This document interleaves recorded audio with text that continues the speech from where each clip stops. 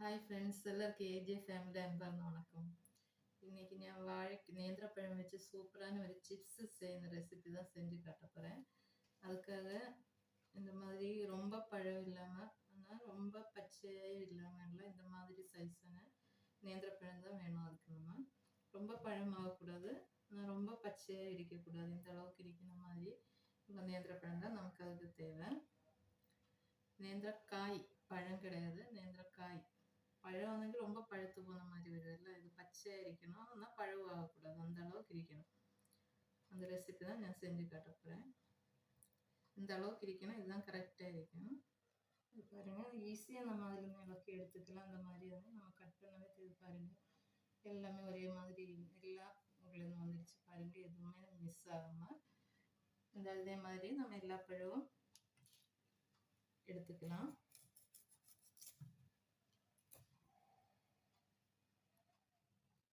எல்லா காயும் நம்ம தோல்களும் எடுத்துட்டது தான் லாஸ்ட்டு.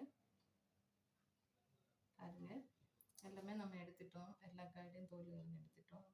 பாருங்க எப்படி இருக்குன்னு. வாங்க நம்ம சிப்ஸ் போடலாம். 2 டேபிள் ஸ்பூன் மஞ்சத்தூள் எடுத்துருக்கேன்.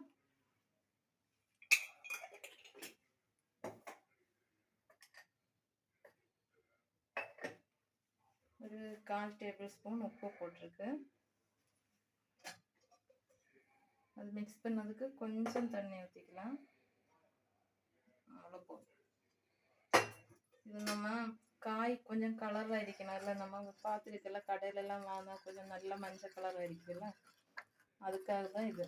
கொஞ்சம் லைட்டாக உப்பு வேணும். அந்த காயை நம்ம சிப்ஸ் எல்லாமே சாப்பிடும்போது கொஞ்சம் லைட்டாக உப்பு இருக்கிற மாதிரி தானே நமக்கு தெரியும்.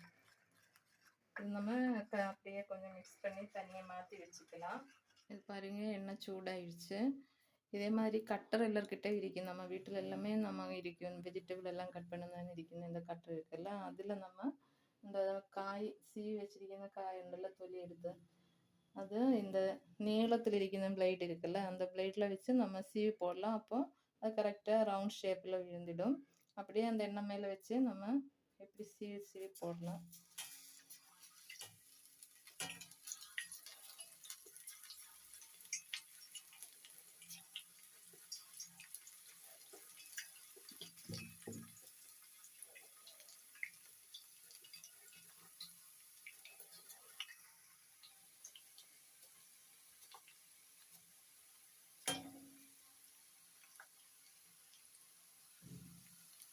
இது அப்படியே எண்ணெயில் அப்படியே எல்லாம் மிதக்கி மேலே வரும். அந்த டைமில் தான் அது நல்லா ஃப்ரை ஆகுனது. இப்போ நான் கொஞ்சம் மீடியமாக வைக்க போகிறேன் ஸ்டவ்.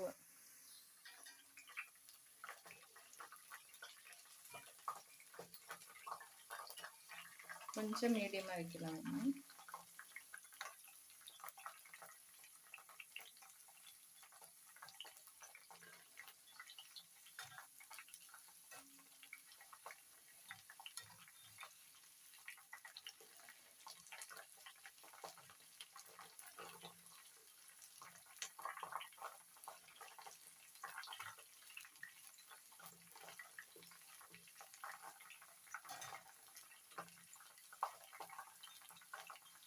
இப்போ பாருங்க, நம்ம அந்த மேலே அந்த எண்ணெய் நல்லா பொங்கி வந்ததில்ல, அதெல்லாம் நல்லா முறிஞ்சு பாருங்க. இப்போ இந்த ஸ்டேஜ் தான் நமக்கு நல்லா சிப்ஸ் நல்லா முறிஞ்சிடுச்சு.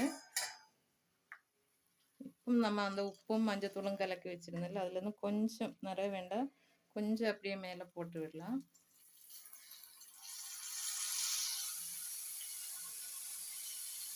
அதுக்கு ஒரு நல்ல மஞ்சள் கலர் கொடுக்கும் பாருங்க சிப்ஸுன்னு. கொஞ்சம் உப்பு நமக்கு அந்த சிப்ஸ் சாப்பிட்டு லைட்டாக உப்பு இருக்குல்ல, அந்த உப்பும் வரும் அந்த டைமுக்கு. இந்த டைமே நம்ம அதை போட்டு விடணும்.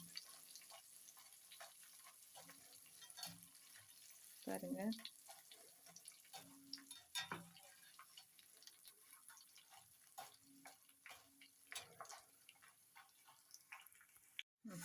பாருங்க. இப்போ எல்லாம் நல்லா எண்ணெயில் அந்த மேலே வந்து அந்த பபிள்ஸ் எல்லாம் அடங்கிச்சு பாருங்க. இப்போ நல்லா அது முறிஞ்சிச்சு, சிப்ஸு ரெடி ஆயிடுச்சு பாருங்க. நம்ம அதினே எடுக்கலாம். நல்ல கிறிஸ்பியாக இருக்கும் பாருங்க. நம்ம கடையில் நிலம் வாங்குவதில்ல அதே மாதிரி அதே கிறிஸ்பினஸ் இருக்கும். அதே மாதிரி சூப்பராக நம்ம செய்யலாம். அந்த வாழைக்காய் மட்டும் நம்ம பார்த்து வாங்குது, ரொம்ப பழவும் கூடாது, காயும் ரொம்ப காயும் இருக்கக்கூடாது, அவ்வளோதான். அதே மாதிரி நம்ம அதை சீவும்போது ஒரே மாதிரியே ஒரே லெவலில் சீவி போட்டுக்கோங்க.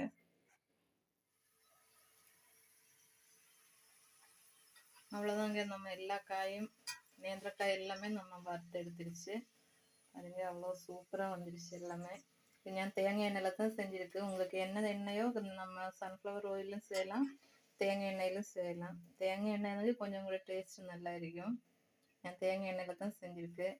1 கிலோ காய் எடுத்துருக்கேன் நான். 1 கிலோ காய்க்கு இவ்வளோ சிப்ஸ் பண்ணி சூப்பரான நேந்திரக்காய் சிப்ஸ் ரெடி ஆயிடுச்சு. எல்லோரும் ஒரு தடவை செஞ்சு பாருங்க. செஞ்சு பார்த்துட்டு எப்படி இருக்குன்னு மறக்காமல் லைக் பண்ணுங்கள், ஷேர் பண்ணுங்கள், கமெண்ட் பண்ணுங்கள். சப்ஸ்கிரைப் பண்ணாமல் இருக்கணுங்க சப்ஸ்கிரைப் பண்ணுங்க. பாருங்கள், சூப்பராக கிறிஸ்பியாக அவ்வளோ டேஸ்ட்டாக இருக்கும். எல்லோரும் ஒரு தடவை செஞ்சு பாருங்கள். செஞ்சு பார்த்துட்டு மறக்காமல் கமெண்ட் பண்ணுங்கள்.